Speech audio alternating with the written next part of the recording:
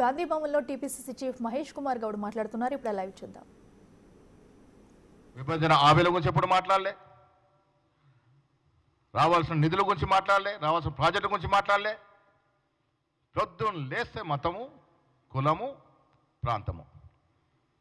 11 ఏళ్ళు కాలయాపన జరిగింది మతం పేరిట. ఇంకా ప్రజలు మిమ్మల్ని ఆదరిస్తారనుకుంటే అది పొరపాటే అవుతుంది కిషన్ రెడ్డి గారు. ఇలా కాంగ్రెస్ ప్రభుత్వం ఈ రాష్ట్రంలో ఎన్నికలకు ముందు ఇచ్చినట్టు హామీలు ఎంత కష్టమైనా కేసీఆర్ అనేటువంటి మాజీ ముఖ్యమంత్రి ఈ రాష్ట్రాన్ని దివాలా తీసి ఈ రాష్ట్రాన్ని ఆర్థిక విధ్వంసం సృష్టించి ఎక్కడ లేకుండా దీనస్థితిలో పెట్టిపోయినా కష్ట నష్టాలకు ఓర్చి కూడా మేము ఇచ్చిన వాగ్దానాలు ఒకటొక్కటిగా ఇస్తూ ఉన్నాము. మేము ఇచ్చిన మాట ఎక్కడ కూడా జారవిడ్చకుండా ముందుకు పోతా ఉన్నాము. కేంద్రం సాయం ఇచ్చినా ఇవ్వకపోయినా, సవతిపల్లి ప్రేమ ప్రకటించినా, మీరు చూసినా చూడకపోయినా మాది మేము సర్దుకుంటూ ముందుకు పోతున్నటువంటి తరుణం. రాష్ట్రంలో ఆనాడు సంవత్సరాల కింద ఇచ్చిన ఉచిత బస్సు నుంచి నిన్న ఇచ్చిన సన్న బియ్యాల వరకు పేదల సంక్షేమ ధ్యేయంగా పనిచేస్తూ ఉన్నాం. ప్రతి పేదవారి కడుపు నిండే ప్రక్రియ మేము పనిచేస్తూ ఉన్నాం. రాజీవ్ యువ వికాసం తీసుకొచ్చినాం. బీదవారు ఆదుకునే ప్రయత్నం చేస్తూ ఉన్నాం. టీఆర్ఎస్ ప్రభుత్వం 10 ఏళ్ళు ఇయ్యలేని ఉద్యోగాలు మేము మొన్న ఇస్తే కిషన్ రెడ్డి గారు మీ కళ్ళు కనబడట్లేదా? నిజమైన తెలంగాణ నినాదాన్ని మేము అమలు చేయట్లేదా? ఎప్పుడు కూడా చీకటి ఒప్పందం మీకు. హెచ్సిఏ భూముల గురించి మాట్లాడుతూ ఉన్నారు. అరే ఈ హైదరాబాద్ ఇన్ అండ్ అరౌండ్ 10 నుంచి 20 వేల ఎకరాలు ప్రభుత్వ భూములు, చక్కటి గుట్టలు, చెరువులు కబలించేస్తే ఆనాడు నోరు మెదపల కిషన్ రెడ్డి గారు, సంజయ్ గారు ఏమైపోయింది? ఎందుకు వేళ మాట్లాడుతున్నారు? ప్రభుత్వ భూమిని ప్రభుత్వం తీసుకుని ఎందుకు మాట్లాడుతూ ఉన్నారు? రింగ్ రోడ్డు గుండా పోతుంటే గుట్టలన్నీ కరిగిపోతూ ఉన్నాయి. కేటీఆర్ ప్రైవేట్ వ్యక్తుల చేతుల్లోకి ఇచ్చిన భూములన్నీ కరిగిపోతూ ఉన్నాయి. బుల్డోజర్లు, టిప్పర్లు నడుస్తూ ఉన్నాయి. చూడండి, అప్పా జంక్షన్ నుంచి ఎయిర్పోర్ట్ పోతూ ఉంటే లెఫ్ట్ రైట్ గుట్టలు కరిగిపోతూ ఉన్నాయి. ఎవరి నిర్వాహకం ఇది? కిషన్ రెడ్డి గారు ఎయిర్పోర్ట్ పోతే మీకు కనబడట్లేదా? లెఫ్ట్ రైటు డెవలప్మెంట్ యాక్టివిటీ ఎందుకు మాట్లాడతలేరు? 10,000 ఎకరాలకు పైన హైదరాబాద్ సంబంధించిన ప్రభుత్వ భూములు, ఖరీదైన భూములు, ప్రకృతి నిలవైనటు భూములు అమ్మిన పాపన కేటీఆర్ పోలేదా? కేసీఆర్ పోలేదా? ఎందుకు మాట్లాడలేదా ఆ రోజు మీరు? ఇవాళ ఎందుకు మాట్లాడుతూ ఉన్నారు? ఇవెందుకు గొంతెత్తుతూ ఉన్నారు? ఎన్ని లక్షల ఎకరాలు ఈ రాష్ట్రంలో డిఫారెస్ట్ అయినాయి. ఫారెస్ట్ భూములు ఎన్ని లక్షల ఎకరాల భూముల్ని ప్రైవేట్ పరం చేశారు గత ప్రభుత్వం. కేంద్రంలో మంత్రి ఉన్న మీరు ఎందుకు మాట్లాడలేదు? అప్పుడు కళ్ళు మూసుకున్నాయా? నోరు మూతపడిందా? ఇవాళ ఎందుకు మాట్లాడుతూ ఉన్నారు? కిషన్ రెడ్డి గారు వ్యక్తిగత కక్షతో మాట్లాడడం కాదు. ఒక కేంద్ర మంత్రి స్థాయిలో ఉన్న మీరు ఒక్క ఛాన్స్ అని అడిగే ముందు ఓపెన్గా పత్రికల ముందు వచ్చి మీరు ఏం చేశారు ఈ తెలంగాణ కోసం, మీరు ఎమ్మెల్యేగా, కేంద్ర మంత్రిగా ఇన్నేళ్ల రాజకీయ ప్రస్థానంలో తెలంగాణ కోసం ఏం చేశారో ఒకసారి వైట్ పేపర్ ఇవ్వాల్సిందిగా నేను డిమాండ్ చేస్తూ ఉన్నాను. మీరు కానీ మీ బీజేపీ పార్టీ కానీ తెలంగాణ రాష్ట్రం కోసం చేసిందేమి, తెచ్చిందేమి, ఒక్కసారి వైట్ పేపర్ రావాలి. మీరు శ్వేతపత్రం ప్రకటించాలి. ఆ తర్వాతే ఒక్క ఛాన్స్ గురించి అడగాలి. మంత్రులుగా ఉండి సంజయ్ గారు మంత్రి అనే స్థాయి కూడా మర్చిపోయి అక్కడేదో ఉనికిపోతూ ఉందని విచ్చలుడిగా మాట్లాడుతూ ఉన్నారు. ఏఐసిసి నడుపుతుంది రాష్ట్రాన్ని అంటూ ఉన్నారు. నేను మీ ద్వారా బండి సంజయ్ అడుగుతూ ఉన్నారు. అమిత్ షా, మోడీ అనుగ్రహం అయితే బ్రేక్ఫాస్ట్ కూడా చేయరు మీరు. మీ పరిస్థితి తెలియదా? అమిత్ షా చెప్పులు తీసి చెప్పులు తొడిగినటువంటి పరిస్థితి మీది. కేంద్ర నాయకులకి చెప్పులు తడినటువంటి పరిస్థితి. ఫోటోలు, వీడియోలు చూడలేదా మనం? మాది ప్రజాస్వామ్యాన్ని నమ్ముకున్న పార్టీ. సమిష్టి నిర్ణయాలు ఉంటాయి. ఎస్, భాజపా, ఏఐసిసి, పిసిసి కలయికతో నిర్ణయాలు చేస్తాం. మాదొక పద్ధతి. ఇలా మా ప్రభుత్వం ఉంది ఇక్కడ. ఉన్నప్పుడు కూడా మీనాక్షి నటరాజన్ వచ్చి అందరికీ విన్నతులు, అందరు చెప్పే విషయాలు ఎందుకు వింటా ఉన్నాం? ఇది ప్రజాస్వామ్యం. ప్రజాస్వామిక స్వేచ్ఛ ఉంది కాబట్టి వింటా ఉన్నాం. కేటీఆర్ లాగానో, కేసీఆర్ లాగానో, సంజయ్ లాగానో డిక్టేటర్షిప్ ఉండదు మా పార్టీలో. ఏ నిర్ణయమైనా సమిష్టిగా చేస్తాం. ఆ అలవాటు ఉంది మాకు. ప్రజా సంక్షేమ కార్యక్రమాల్లో కాంగ్రెస్ పార్టీ దూసుకుపోతూ ఉంటే మాట్లాడరు. 10 ఏళ్ళు 60,000 ఉద్యోగాలు ఇవ్వాలని పరిస్థితి కేటీఆర్ది అయితే, కేసీఆర్ది అయితే మేము 11 మాసాలు 60,000 ఉద్యోగాలు ఇచ్చాం. ఒక్కసారి కితాబ్ ఇవ్వండి దానికి. ఉచితంగా మహిళా బస్సు అనేది చరిత్రాత్మక నిర్ణయం. సన్న బియ్యాలు కేంద్రం మోడీ ఫోటో పెట్టుకోవాలంటాడు సంజయ్. రేపటి నుంచి మీరు దేశవ్యాప్తంగా ఇంప్లిమెంట్ చేయండి. సన్న బియ్యాలు ఇవ్వడం అన్ని రాష్ట్రాల్లో ఇంప్లిమెంట్ చేయండి. ఎవరొద్దంటున్నారు? సన్న బియ్యాల కార్యక్రమం అన్ని రాష్ట్రాల్లో పెట్టండి. కనీసం మీ అధికారం రాష్ట్రాల్లో పెట్టండి. అది చేత కాదు కానీ ఇక్కడ మోడీ ఫోటో పెట్టాలంటారు. వితండవాదాలు చేసుకుంటూ బాగా అలవాటుగా మారింది. అయిన దానికి కాందానికి కేంద్ర మంత్రి స్థాయిలో మాట్లాడడం అనేది మంచిది కాదు. ఎస్, ప్రభుత్వం నడిపే విధానంలో ఎక్కడ లోపాలు జరిగితే ఇంతకుముందు ముఖ్యమంత్రిగా చెప్పారు, ఇవాళ నేను చెప్తా ఉన్నాను, మాకు బేసిజాలకు పోయేది లేదు. రాష్ట్ర ప్రభుత్వాన్ని సక్రమంగా నడిపే ప్రక్రియలో ఎక్కడ లొసుగులు ఉంటే సరిదిద్దుకోవడానికి సిద్ధంగా ఉన్నాము. ఇది ప్రజల ప్రభుత్వం. It's people's government. ప్రజల ఆభిష్టం మేరకు పనిచేస్తుంది. ప్రజల ఆలోచన మేరకు పనిచేస్తుంది. నేను మళ్ళీ డిమాండ్ చేస్తా ఉన్నాను బంజీ సంజయ్ గారికి, నిజంగా బీసీ నాయకుడిగా చెప్పుకునే నీవు ఈ కుంటి సాగులు బంద్ చేయి. మైనార్టీలు ఉన్నారు, అక్కడున్నారు. మైనార్టీలు ఉంటే గుజరాత్లో మైనార్టీకి రిజర్వేషన్ ఎందుకు ఇస్తా ఉంది 20-30 ఏళ్ళుగా? ఈ కుంటి సాగులు మానేసి చిత్తశుద్ధి ప్రదర్శించుకునే అవకాశం వచ్చింది మీకు. మోడీ గారితో సమయం తీసుకోండి. మేము వస్తాం, మా ముఖ్యమంత్రి గారు వస్తారు, మేము వస్తాం, అందరం కలిసిపోదాం. 42% చట్టబద్ధ ఇచ్చే విధంగా 9th షెడ్యూల్లో చేర్చే పని మీరు చేపట్టండి. అదే నాయకత్వం అంటే. నేను మళ్ళీ కిషన్ రెడ్డి గారికి మీ ద్వారా చెప్తా ఉన్నాను, రండి, చర్చకు రండి. మీ రాజకీయ జీవితకాలం మీరు తెలంగాణకు చేసిందేమి? మీ బీజేపీ పార్టీ 11 సంవత్సరాలుగా అధికారంలోకి ఉంది. అంతకుముందు వాజ్పేయి గారు అధికారంలో ఉన్నారు. అప్పుడు కానీ ఇప్పుడు కానీ తెలంగాణకు మీరు చేసిందేమి?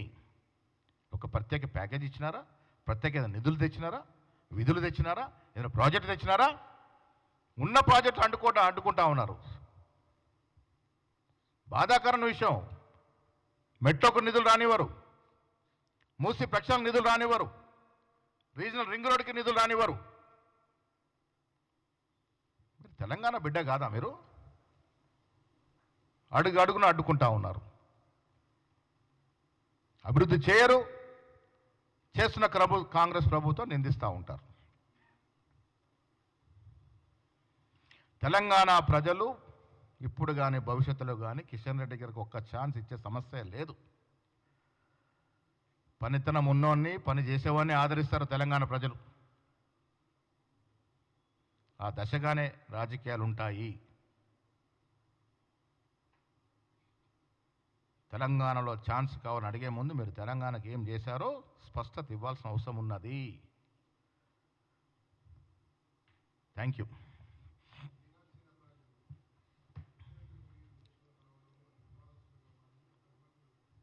వివాదాస్పదం చేస్తున్నటువంటి వ్యక్తులకి నేను విజ్ఞప్తి చేస్తా ఉన్నాను, సెక్రటేరియట్లో అందరూ కలవచ్చు.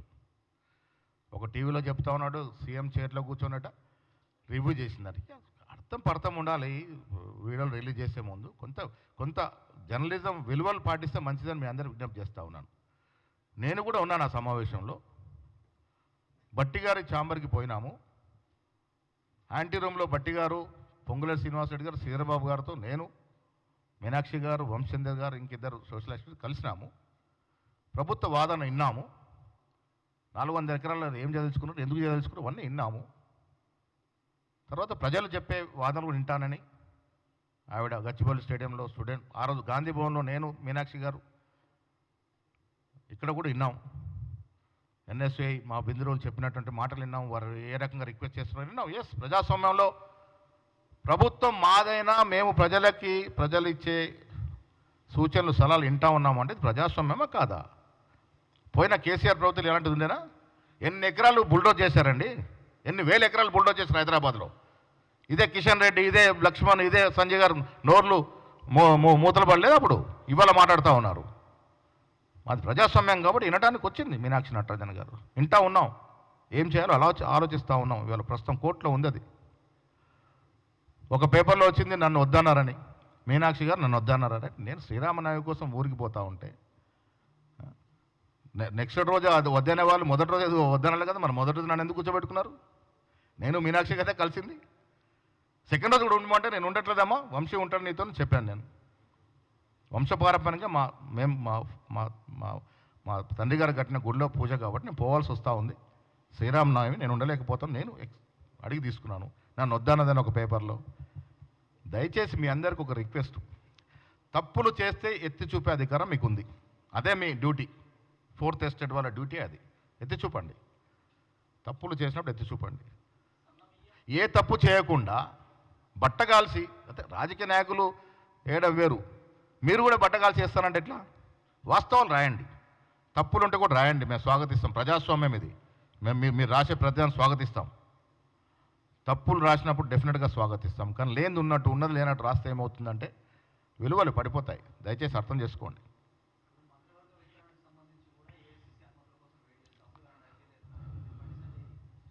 అరే ఇది జనరల్ ప్రక్రియ అండి. మాది రీజనల్ పార్టీ కాదు, మాదేమన్నా టీఆర్ఎస్ పార్టీ అన్ని ఫామ్ హౌస్లో నిర్ణయాలు అవ్వడానికి. ఇది జాతీయ పార్టీ. ఏ నిర్ణయం తీసుకున్న జాతీయ కోణంలో ఆలోచించాలి, రాష్ట్ర కోణంలో ఆలోచించాలి, అన్నీ ఆలోచిస్తే చేసుకుంటాము. జాతీయ పార్టీ కదా మాది. జాతీయ నాయకుడు ఉంటాడు, మాకు జాతీయ అధ్యక్షుడు ఉంటాడు, జాతీయ మాకు యువ నాయకుడు ఉన్నాడు. అంత సమిష్టి కలిసి నిర్ణయం చేసుకుంటాం. నేను మళ్ళీ అడుగుతా ఉన్నాను, వాళ్ళు మాట్లాడే ముందు వాళ్ళ వెనుక వీపు చూసుకోవాలి కదా. బండి సంజయ్ గారు అమిత్ షా కాదని టిఫిన్ కూడా చేసే పరిస్థితి ఉంటుందా? పొద్దున అక్కడ కొంచెం మెసేజ్ వస్తేనే టిఫిన్ కూర్చుంటాడు, మెసేజ్ వరకు వెయిట్ చేస్తూ ఉంటాడు పాపం. మెసేజ్ రాగానే ఎస్ యూ గో ఎట్ అంటే అప్పుడు తింటాడు. అది పరిస్థితి వాళ్ళది. వాళ్ళు మా గురించి మాట్లాడితే ఎట్లా?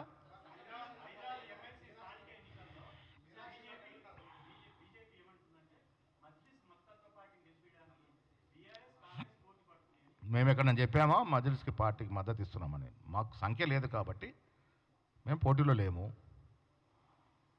మాకు సంఖ్య లేదు కాబట్టి మేము పోటీలో లేము. మేము ఇంకా దాని మీద నిర్ణయమే తీసుకోలేదు మద్దతు విషయంలో. వారికి వారే ఊహించుకొని మాట్లాడుకుంటే ఎట్లా? వాళ్ళు ఏ మద్దతు ఉందని, ఏ మద్దతు దొరుకుతుందని మద్దతు సంఖ్య లేకుండా ఇలా నామినేషన్ వేశారు. ఇది తొండితనం కదా? సంఖ్య లేకుండా ఎట్లా నామినేషన్ వేశారు? ఎవరు మద్దతు తీసుకొని గెలుస్తాం అనుకుంటున్నారు? వాళ్ళు జవాబు చెప్పాలి ఫస్ట్. మాకు సంఖ్య లేదు, ఎస్ సంఖ్య లేదు కాబట్టి మేము ఇలా పోటీలో లేము.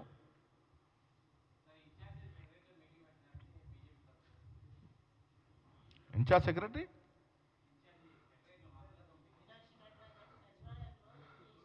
రివ్యూ అదే అక్కడే మీరు దాన్ని అర్థం చేసుకోవాల్సిందంటే, ఇన్ఛార్జ్ సబ్ కమిటీ ఏదైతే ముఖ్యమంత్రి గారు వేసినారో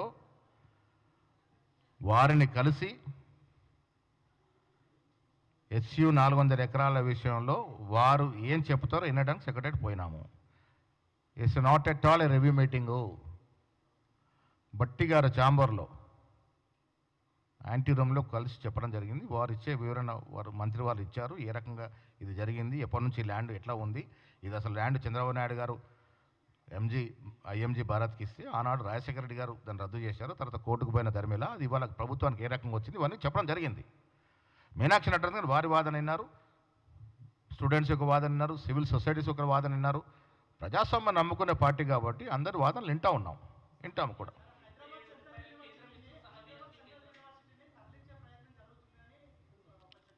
ఎవరు చెప్పారు అది?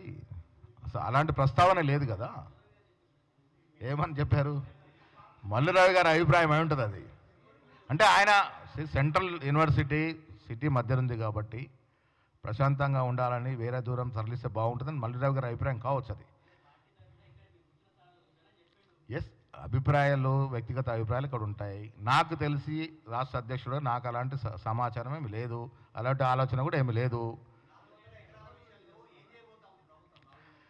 ఇప్పుడు అదే కోర్టులో ఉన్నటువంటి అంశం అది.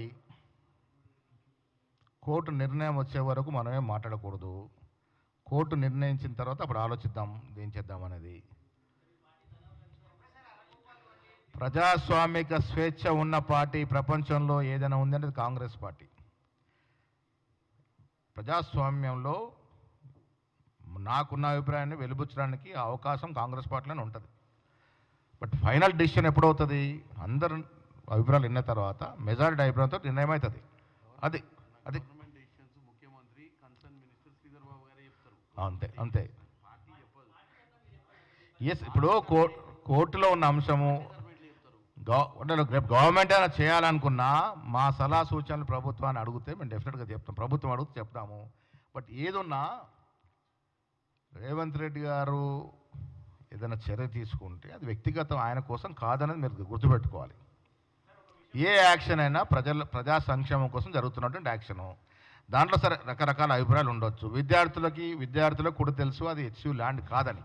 కానీ అదనంగా మాకు కావాలని అడుగుతున్నారు. అడుగుట తప్పులేదు. అదనంగా కావాలని అడుగుతున్నారు.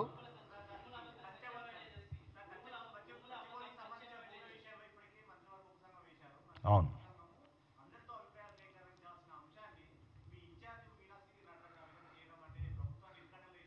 లేదు. ఇప్పుడు ప్రజాస్వామ్యంలో వారు కూడా ఎందుకు వచ్చినారు? దీంట్లో ఇది మొత్తం ఎపిసోడ్లో జరిగింది ఏంటంటే, నేను మీకు అదే అడుగుతా ఉన్నాను. 400 ఎకరాలకి ఇంత రాద్ధాంతం చేస్తున్నటువంటి కేటీఆర్ ఫస్ట్ జవాబు చెప్పాలి. నువ్వు అమ్మిన 10,000 నుంచి 15,000 ఎకరాల భూమి చెప్తాను. అది ఎట్లా అమ్మారు? ఇన్ఛార్జ్ గారు ప్రజాస్వామ్య పద్ధతిగా వచ్చింది. ఆమె ఇన్ఛార్జ్ గారు ఏంటి? లేదు, ప్రభుత్వ పని చేయట్లే. ఆమె వచ్చింది ఏమో నిర్ణయం ప్రకటించిందా? ఏమైనా దిక్కత్ ఇచ్చిందా? ఇన్ఛార్జ్గా ఎలా కాంగ్రెస్ పార్టీ ఇన్ఛార్జ్గా వారి డ్యూటీ ఏంటి? రాష్ట్రంలో జరుగుతున్నటువంటి ఈ సంఘటన వల్ల పార్టీని చాలామంది బద్నాం చేస్తూ ఉన్నారు. నేను ఇవాళ ముఖ్యమంత్రి గారు విజ్ఞప్తి చేస్తాను. అని వాడి లేని జనకలను సృష్టించి లేని నెమ్మల్ని సృష్టించిన వ్యక్తులను ఎవరిని కూడా వదలకూడదు. ఇది వల్ల మాకే కాదు, మీకు కూడా ప్రమాదమే. వ్యక్తిగత స్వేచ్ఛకు భంగం కలిగించే విధంగా టెక్నాలజీ వాడి లేనిది ఉన్నట్టుగా, లేని జంతువులు ఉన్నట్టుగా, లేని పీకాక్స్ ఉన్నట్టుగా ఎవరైతే చిత్రీకరించారో వారిని డెఫినెట్గా వారి మీద క్రిమినల్ చర్యలు ఉండాలి. నేను మీ ద్వారా ముఖ్యమంత్రి గారిని మా ప్రభుత్వం డిమాండ్ చేస్తా ఉన్నాను. దీనివల్ల ఏమవుతుందంటే వాస్తవాలు పక్కెళ్ళిపోతూ ఉన్నాయి. లేని విషయాలు తీసుకొచ్చి ప్రజల్ని రెచ్చగొట్టి వీళ్ళెందుకు ఇది జాతీయ స్థాయిలో ఇష్యూ అయింది? లేని విషయాలు దాంట్లో జోడించి ఏఐ ద్వారా కొన్ని వీడియోలు చేయడం వల్ల పబ్లిక్ అటెన్షన్ డైవర్ట్ అయింది. కొందరు తెలియక పాపం ఇది నిజమైన వీడియోలు అనుకొని దాన్ని అప్లోడ్ చేశారు, కొందరు రీట్వీట్ చేశారు, కొందరు తెలుసుకొని దాన్ని మళ్ళీ డిలీట్ చేశారు.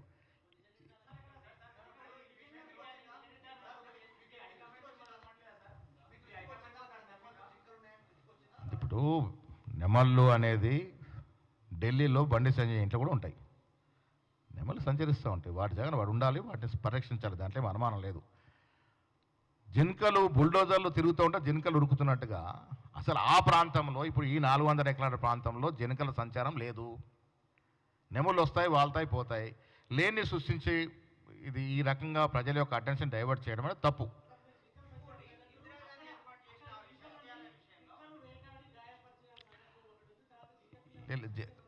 అది అక్కడ కాదు. 22,400 ఎకరాల్లో ఈ 400 మీద మిగతా చోట ఫారెస్ట్ ఉంది. సైడ్ పార్టే కదా సార్. ఏది ఏమైనా ఇప్పుడు కోర్టులో ఉన్న అంశము డెఫినెట్గా దాని గురించి కోర్టు నిర్ణయం అయిన తర్వాత ఆలోచిద్దాము. 100% మేమే తీసుకుంటాము. పర్యావరణాన్ని కాపాడడం కానీ మొత్తం పర్యావరణమే నాశనం చేసి పోయిన TRS 10 yearsలో పర్యావరణాన్ని, నేచర్ని కుల్లగొట్టిపోయితే దాన్ని రిపేర్ చేసే పనిలో ఉన్నాము.